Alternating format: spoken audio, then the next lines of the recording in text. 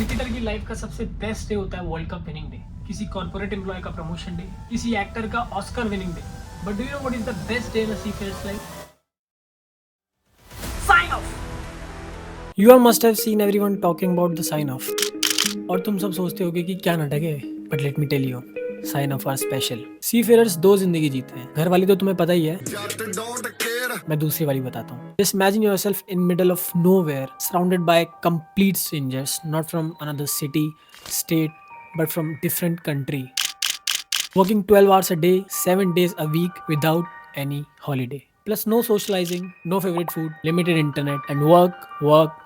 और इसके बाद finally you get an email that you will be going home, meet your parents, meet your friends, go to your favorite spot, eat your favorite food, musty with your boys, and every single thing you missed as hell while you are on board. You will be happy, right? Well, I have also got my email, so now I have to start cleaning my cabin because if my reliever seat like this, we might have a situation.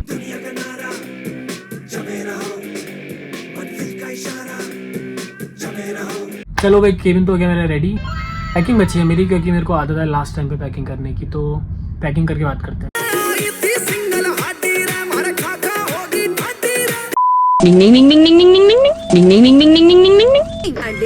So we reach Kolkata port और मुझे वहाँ जाके पता चला कि I have to wait for 2 more days for my sign off. So the next day I had some coffee, अपनी कारोबार complete करी and then I went outside for a haircut. इससे मेरे बचे कुछ मूड की भी। हेलो पापा।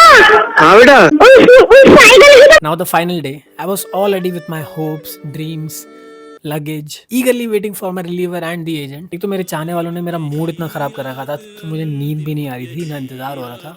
But finally they came.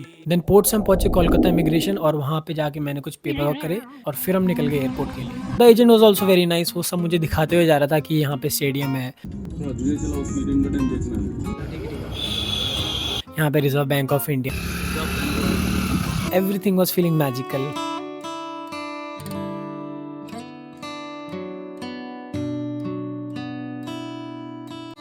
Waste Bengal का सबसे मेन फेस्टिवल दुर्गा पूजा भी था उस टाइम पे, तो हर जगह स्ट्रीट्स सारी की सारी पंडालों से सजी हुई थी। एंड एयरपोर्ट भी उन्होंने बहुत अच्छे से सजा रखा था। मेरे एजेंट ने मुझे अभी जस्ट एयरपोर्ट पे छोड़ा है और मुझे रियलाइज़ हुआ कि एक बैग कम है। देन आई सॉ कि मेरा गिटार गायब है। आई कॉल्ड माई एजेंट, उसने दूसरे एजेंट को कॉल किया, उसने ड्राइवर को कॉल किया और ड्राइवर 5 मिनट बाद गाड़ी लेके आया। यार मैं पीछे सांस लेने के लिए घूमा, अब गायब हो गए। अंदर जाके करा मैंने सबसे बेकार काम एयरपोर्ट का। I really hate this shit because I carry a lot of electronic stuff.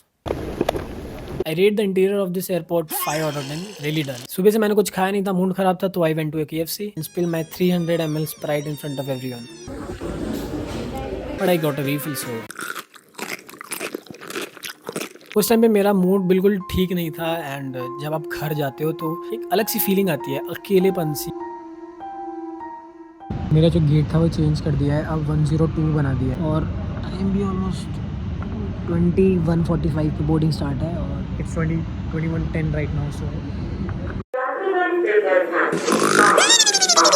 बाजू की फ्लाइट डिले हो गई बट मेरी टाइम पे थी। 0 sleep, 0 chain and unlimited excitement के साथ मैं पहुंच गया दिल्ली। तो मेरा अराइवल अभी दिल्ली में हो गया है और अभी बज रहे हैं 1 सुबह के और मेरी फ़्लाइट नेक्स्ट है 8 बजे। मुझे 7 घंटे काटने हैं।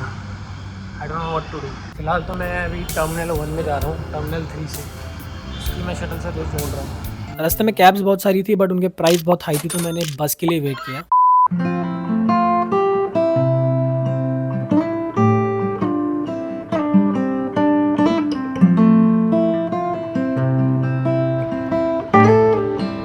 टर्मिनल 1 के एस्थेटिक्स थोड़े बढ़िया है, 2 तो बहुत ही घटिया था। पेंटिंग भी बहुत अच्छी है। ये मेरी फर्स्ट कनेक्टिंग फ़्लाइट है तो आई डोंट नो कि वहाँ पे सिक्योरिटी चेक इन करना पड़ेगा क्या? करना पड़ता है। मेरा तो बहुत सारा सामान है, सब निकालना पड़ेगा।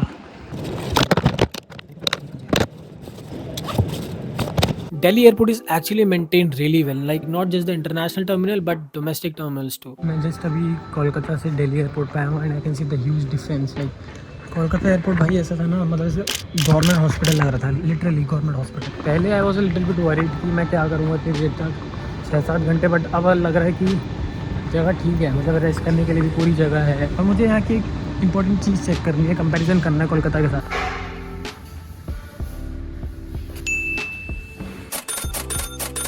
टिम हॉर्टन्स तो बंद है, कहीं और देखते हैं.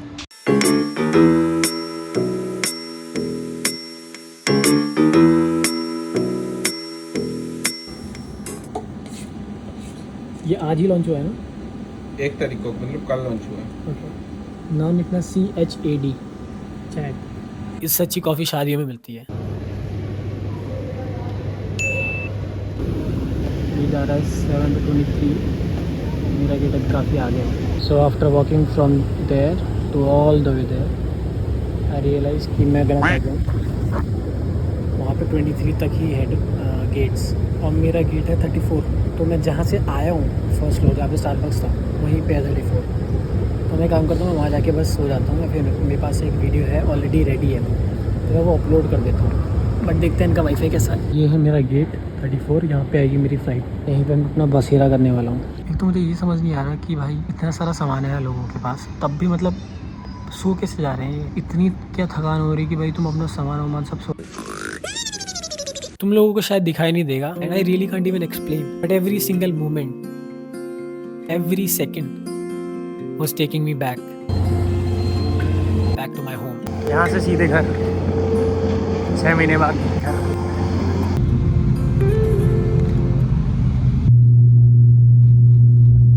वो सारी 6 महीनों की थकान, घर की यादें, moments when I broke down, moments when I completely went blank, सबका एक क्विक रिकैप आ रहा था मेरे सामने.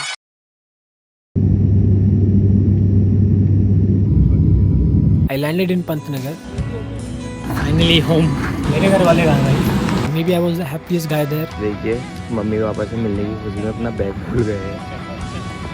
सच में सीफेयरर्स लिव 2 लाइफ्स. एक लाइफ वो अकेलेपन में, काम के स्ट्रेस के बीच, घर वालों से दूर, उनकी यादों में खोए हुए, और एक लाइफ ये